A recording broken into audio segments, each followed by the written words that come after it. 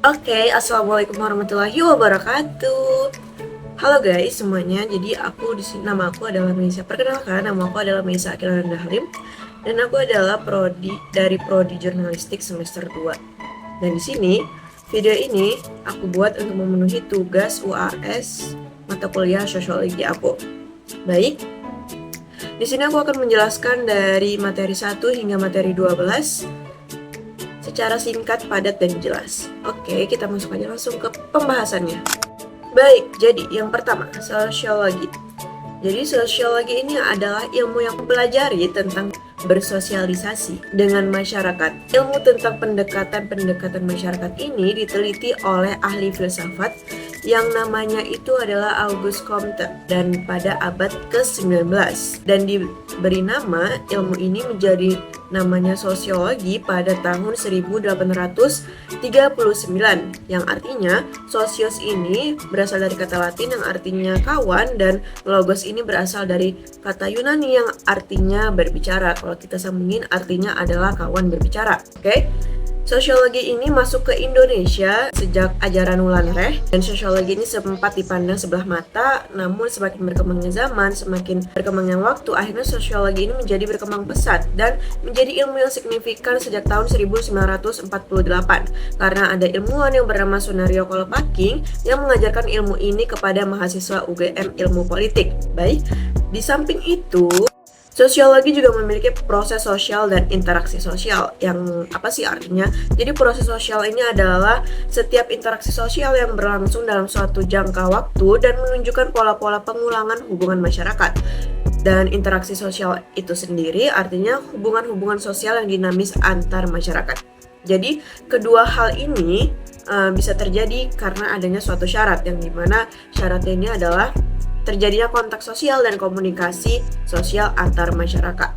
Dan ada bentuknya pula, interaksi sosial ini banyak macamnya seperti tawar-menawar saat kita jual beli, patungan saat kita berkumpul, dan koalisi dan kooptasi. Dan ilmu itu nggak jauh dari masalah ya guys ya. Jadi ada namanya masalah sosial, yaitu masalah sosial ini adalah merupakan suatu ketidaksamaan antara unsur-unsur kebudayaan atau masyarakat yang membahayakan kehidupan kelompok sosial atau menghambat terpenuhinya keinginan pokok warga kelompok sosial tersebut sehingga menyebabkan kepincangan antara ikatan sosial. Dan masalah sosial ini terbagi menjadi 4. Yang pertama yaitu masalah ekonomis, yang kedua masalah biologis, yang ketiga masalah psikologis, yang keempat masalah biopsikologis, dan masalah kebudayaan. Oke, lanjut. Jadi dari masalah sosial, bentuk sosial, syarat sosial, itu juga ada yang namanya kelompok sosial. Jadi kelompok sosial ini adalah kumpulan orang yang memiliki kesadaran bersama akan keanggotaan dan saling berinteraksi bersama. Kelompok sosial ini diciptakan oleh anggota masyarakat untuk masyarakat pula dengan berbagai jenis atau tipe sesuai tujuan atau keperluan diciptakannya kelompok tersebut. Jadi kelompok sosial ini sangat erat kaitannya dengan kehidupan masyarakat ya teman-teman semuanya. Mereka memiliki ikatan seperti kelompok sosial yang dibedakan dengan strata kelompok sosial, misalnya kelompok sosial yang terdiri dari ibu-ibu sosialita. Terus dibedakan dengan besar kecilnya anggota dan dibedakan dengan berdasarkan kepentingan wilayah. Dua hal ini juga memiliki ikatan nih dengan masyarakat dan kebudayaan. Salah satu alasan terbentuknya kelompok sosial di masyarakat karena memiliki kebudayaan yang sama. Jadi saat memiliki kebudayaan yang sama, tujuan yang sama, visi misi yang sama, maka akan terbentuk suatu kelompok sosial.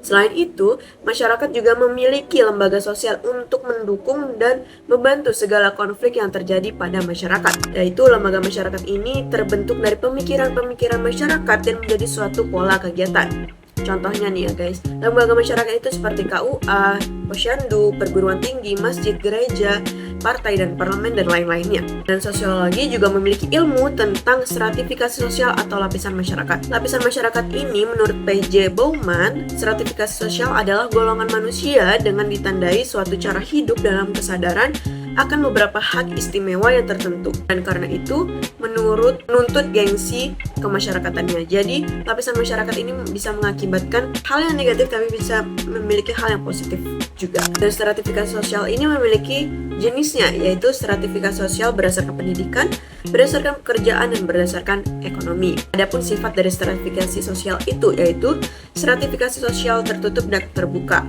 Jadi stratifikasi sosial tertutup ini adalah stratifikasi sosial yang membatasi kemungkinan seseorang untuk berpindah lapisan ke atas maupun ke bawah. Satu-satunya jalan untuk menjadi anggotanya ialah dengan kelahiran atau keturunan. Contoh singkatnya yaitu saat negara masih memiliki dinasti atau kekerajaan, sistem kekerajaan pada negaranya, maka orang yang tidak memiliki keturunan atau kelahiran dari keluarga tersebut tidak akan bisa mencapai posisi tersebut.